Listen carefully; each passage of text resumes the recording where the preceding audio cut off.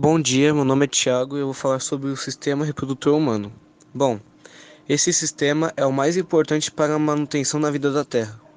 O ser humano, ele apresenta a reprodução sexuada e é por meio dela que existe uma troca de materiais genéticos entre os indivíduos da própria espécie.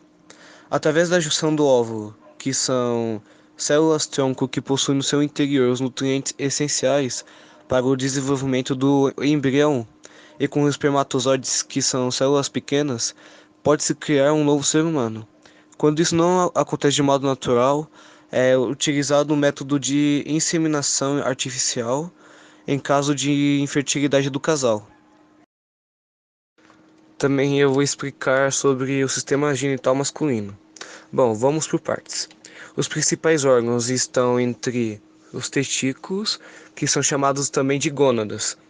São responsáveis pela produção dos espermatozoides e pela produção da testosterona, o hormônio sexual masculino. Epidídimos, dois tubos que fazem uma ligação com os testículos, e é nesse local que espermatozoides ficam armazenados e onde se encontram as vesículas seminais, glândulas vesiculosas. Essas, por sua vez, produzem uma substância que irão compor o sêmen e age por fonte de energia para os espermatozoides. Dutos ou canais diferentes são tubos que saem dos testículos até os dutos ejaculatórios, o local de produção dos espermatozoides. Uretra é o canal por onde passa a urina e durante a ereção a bexiga se contrai, impedindo que a urina entre em contato com os espermatozoides e vice-versa. Pênis. Como o principal órgão desse sistema, é por ele onde os espermatozoides saem. Ele é formado por dois corpos, um esponjoso e outro cavernoso. Glândulas. A próstata. Ela se encontra na bexiga urinária e sua função é produzir substância que retiram a acidez da vagina, facilitando a passagem dos espermatozoides. Glândulas bulbo-uretrais. Lançam uma secreção dentro da uretra para limpá-la e prepará-la para a passagem dos espermatozoides. São elas que também lubrificam o pênis durante o ato sexual. Funcionamento do sistema genital masculino. Geralmente, os espermatozoides que são produzidos pelos testículos atravessam o epidídimo, o local do armazenamento. Na relação sexual, eles são eliminados. O pênis, durante a relação, fica ereto e rígido. Dessa forma, ele poderá penetrar na vagina. No decorrer do ato, ocorre a ejaculação. Os espermatozoides passam pelo epidídimo e os dutos diferentes e pela uretra. Sistema genital feminino. Principais órgãos: ovário. Forma os ovócitos e produz o estrogênio e a progesterona, hormônios sexuais femininos. Tubos uterinas. Dutos que ligam o ovário até o útero. Útero. Local onde ocorre o desenvolvimento do embrião. Vagina. Canal que recebe o pênis durante a relação sexual. É o local por onde passa a menstruação e também por onde o bebê sai no parto normal. A vagina possui uma membrana circular chamada ímen, que se rompe geralmente na primeira relação sexual feminina. Vulva, composta pelos grandes lábios e pequenos lábios, pela abertura da uretra e pelo clitóris, um órgão que contribui para o estímulo sexual feminino. Funcionamento do sistema genital feminino. No início do ciclo menstrual, quando o gameta feminino ovocito 3 é introduzido no ovário, ele vai até a tuba uterina e segue para o útero. Se o ovocito não for fecundado, ele é destruído, ocorrendo uma descamação da parede do útero, já em desenvolvimento, originando a menstruação. O ovocito é fecundado por um espermatozoide, ainda na tuba uterina, e a partir daí é formado o óvulo. O desenvolvimento do embrião começa nas trompas, sendo ele levado para o útero, que já estará em condições de receber o bebê. E a partir daí, o útero começa a crescer junto com o feto.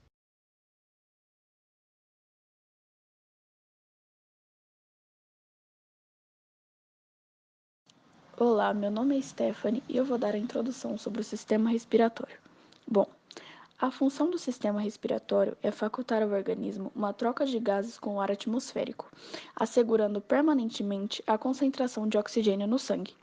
necessário para as reações metabólicas, e, em contrapartida, servindo como via de eliminação de gases residuais, que resultam dessas reações que são representadas pelo gás carbônico. Eu sou a Tatiane e vou falar sobre o nariz. O nariz é uma protuberância situada no centro da face, sendo sua parte exterior denominada nariz externo e a escavação que apresenta interiormente conhecida por cavidade nasal. O ar entra no trato respiratório através de duas aberturas chamadas narinas. Em seguida, ele flui pelas cavidades nasais direita e esquerda, que estão revestidas por mucosa respiratória. O septo nasal separa essas duas cavidades. Os pelos do interior das narinas filtram grandes partículas de poeira que podem ser inaladas. Além disso, a cavidade nasal contém células receptoras para o olfato. A cavidade nasal é a escavação que encontramos no interior do nariz. Ela é subdividida em dois compartimentos, um direito e o outro esquerdo. Cada compartimento dispõe de um orifício anterior, que é a narina, e um posterior, denominado coana. As coanas fazem a comunicação da cavidade nasal com a faringe. É na cavidade nasal que o ar torna-se condicionado, ou seja, é filtrado, umedecido e aquecido. O esqueleto ósseo do nariz é formado pelo osso frontal, ossos nasais e maxilares. A cavidade nasal contém várias aberturas de drenagem, pelas quais o muco dos seios paranasais é drenado. Os seios paranasais compreendem os seios maxilares, frontal, etmoidal e esfenoidal. A parte intermediária da faringe, a orofaringe, situa-se atrás da cavidade oral e estende-se do palato mole até o nível do hioide. A parte da orofaringe tem comunicação com a boca e serve de passagem tanto para o ar como para o alimento. A laringofaringe estende-se para baixo a partir do osso hioide e conecta-se com o esôfago, canal do alimento, e anteriormente com a laringe, passagem de ar. Como a parte oral da faringe, a laringofaringe é a via respiratória e também uma via digestória. Laringe. A laringe é um órgão curto que conecta a faringe com a traqueia. Ela se situa na linha mediana do pescoço, diante da quarta, quinta e sexta vértebra cervical. A laringe tem três funções. Atua como passagem para o ar durante a respiração, produz som, ou seja, a voz, por essa razão é chamada de caixa de voz, e impede que o alimento e objetos estranhos entrem nas estruturas respiratórias, como a traqueia. A laringe desempenha função na produção de som, que resulta na fonação. Na superfície interna, encontramos uma fenda anteroposterior, denominada vestíbulo da laringe, que possui duas pregas, prega vestibular, que são as cordas vocais falsas, e a prega vocal, que são as cordas vocais verdadeiras. Agora vamos conhecer mais sobre a traqueia. A traqueia é um tubo de 10 a 12,5 centímetros de comprimento e 2,5 centímetros de diâmetro. Constitui num tubo que faz a continuação à laringe. Penetra no tórax e termina se bifurcando nos dois brônquios principais. Ela se situa medianamente e anterior ao esôfago, e apenas na sua terminação desvia-se para a direita. Brônquios. Os brônquios principais fazem a ligação da traqueia com os pulmões. São considerados um direito e outro esquerdo. A traqueia e os brônquios extrapulmonares são constituídos de anéis incompletos de cartilagem hialina, tecido fibroso, fibras musculares, mucosa e glândulas. O brônquio principal, direito, é mais vertical, mais curto e mais largo do que o esquerdo. Como a traqueia, os brônquios principais contêm anéis de cartilagem incompletos. Os brônquios principais entram nos pulmões na região chamada hilo. Ao atingirem os pulmões correspondentes, os brônquios principais subdividem-se nos brônquios lobares. Os brônquios lobares subdividem-se em brônquios segmentares, cada um desses distribuindo-se a um segmento pulmonar. Os brônquios dividem-se respectivamente em tubos cada vez menores, denominados bronquíolos. As paredes dos bronquíolos contêm músculo liso e não possuem cartilagem. Os bronquíolos continuam a se ramificar e dão origem a minúsculos tubos denominados dutos alveolares. Esses dutos terminam em estruturas microscópicas com forma de uva, chamado alvéolos. Os alvéolos são minúsculos sacos de ar que constituem o final das vias respiratórias. Um capilar pulmonar envolve cada alvéolo.